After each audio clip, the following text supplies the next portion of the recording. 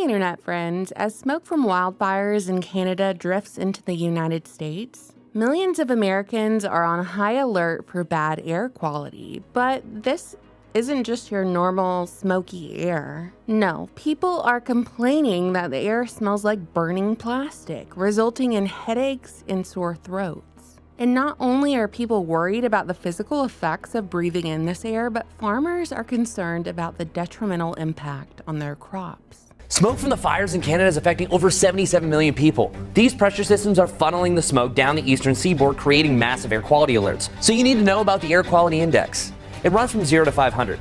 The higher this number, the higher the level of pollution is, and the higher the health concern. Right, Michelle, we're supposed to limit your time outdoors, and we have been going back and forth very quickly back to the truck as soon as we're done here on air, and that's what we'll continue to do throughout the morning. Okay, code red means that the particle or air pollution concentrations are unhealthy for the general population, but especially for kids or seniors or... So that was my readings inside my house. What they claim is from wildfires, which is horseshit. The amount of formaldehyde in the air in Michigan, it's on the serious level. Like, we're talking like dangerous here. I don't know if you guys can see it right now, but there is a haze everywhere around here. It's like, I guess they call it the smoke from the fires or the volcanoes, who knows what, but there's a stench in the air. And it's, 10 o'clock in the morning and it looks like the sun's going down. That's not good for crops, and it's not good for anything else. And there's something happening here. I walked out of my house this morning and I smelt burning plastic. So I got on the Google right away and I looked, where is this plastic fire? Well, there was no gigantic plastic fire. What we are smelling is the smoke from Northern Ontario and Northern Quebec, the forest fires. Now, what is happening? That wood smoke is going up into the atmosphere and it's mixing with water. Ultraviolet radiation from the sun is causing chemical processes to turn it into formaldehyde and benzene. Yes, I said formaldehyde. We all know what they use that for.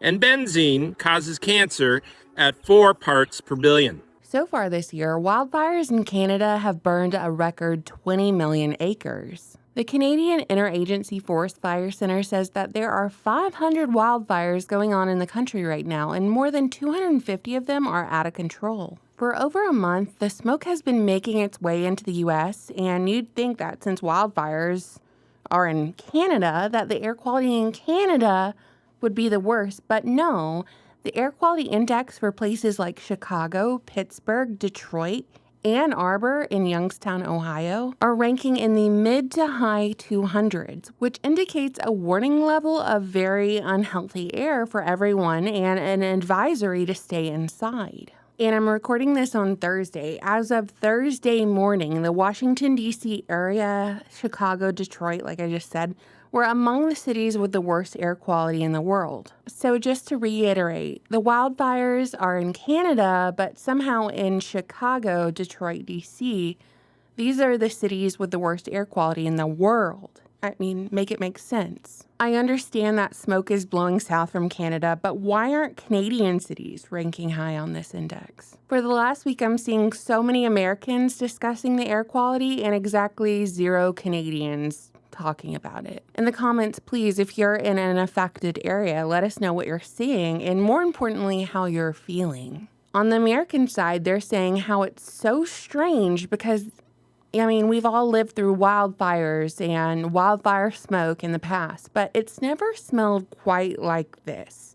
And people are reporting bleach and chlorine smells, burning plastic smells this week. People are reporting almost immediate headaches when they step outside, lightheadedness, blurred vision, and, of course, sore, scratchy throat, burning eyes. All from the smoke that doesn't smell like smoke. It smells like burning plastic. It smells like chemical smoke. That's my point. It doesn't smell like, campfire smoke. No, it smells like chemical smoke. It gets weirder because on Sunday, people all over Northwest Indiana could smell something that smelled like sulfur. Hundreds of people called 911 because they thought there was a gas leak, leading police officers to make an announcement to ask people to keep emergency lines open while they found out where the smell was coming from. It turned out that there wasn't a natural gas leak, but rather a gas flare at the VP oil plant in Whiting. But don't worry, authorities said it was all fine. No one should worry, and there's not been an update since Monday.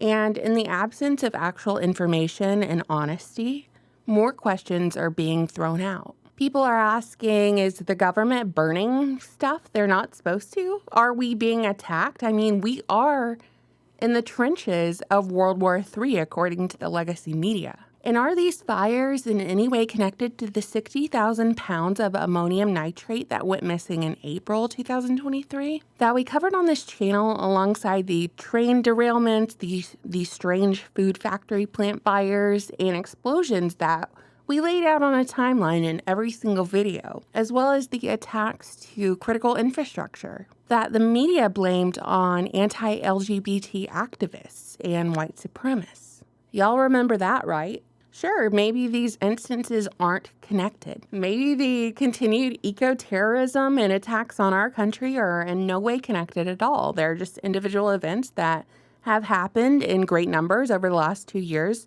forming a meaningless pattern or trend, a mere coincidence. Or maybe there's something more going on here that they're not telling you.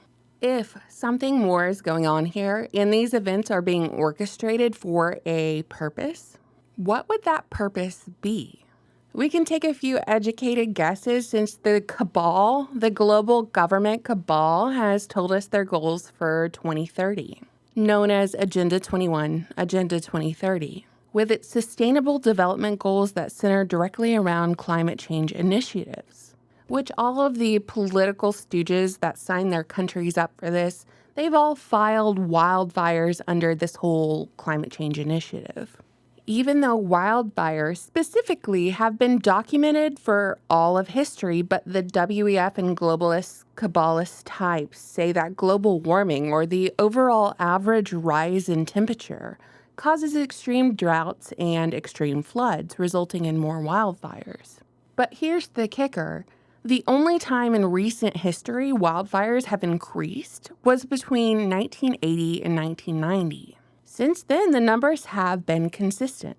But I digress. They're hoping you won't remember those details. They're also hoping that you don't remember in the aftermath of COVID lockdowns, the legacy media ran all kinds of articles about how the lockdowns were great for climate change, and that humans drastically reduced their carbon footprint by staying at home and staying inside, not driving. Which is why a bunch of us theorized that they were going to implement climate lockdowns in the near future, especially in the face of these rolling blackouts, wildfires, air quality warnings, and so forth. And it's why I put climate lockdowns on my 2023 bingo card. Not like I want it to happen, but I can read the room here. The original lockdown allowed them to grab so much top-down control. Why would they ever give it up? Why not further it? Climate lockdowns seem like the answer here.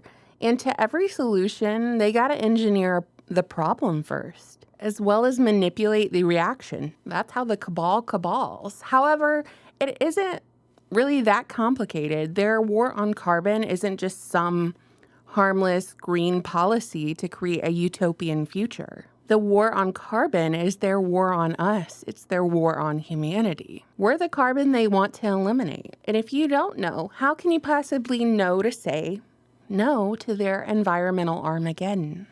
I personally believe that we have zero reasons to think that anything that's taking place right now, whether it be wildfires, food factory fires, attacks on the infrastructure, we have no reason to believe that these are organic happenings at all. I've just personally never seen wildfires talked about like this. Have you? What do you think, internet friends? Let me know. I always look forward to reading your comments. Thank you so much for watching, subscribing, and supporting my channel on Patreon. And buying my book, The Deep State Encyclopedia. I almost forgot to say that. Okay, bye. What difference at this point does it make? Those weapons of mass destruction got to be somewhere. Nope, no weapons over there. We should not argue in the context of yesterday. We should really first analyze how the world has dramatically changed and is changing in an accelerating way. I call upon all nations to do everything they can to stop these terrorist killers. Thank you. Now watch this drive. Something that I'm breathing, telling me to sleep. sleeping. Fix behind my lids like nothing gets done. Living by a bad truth, swallow it like who knew.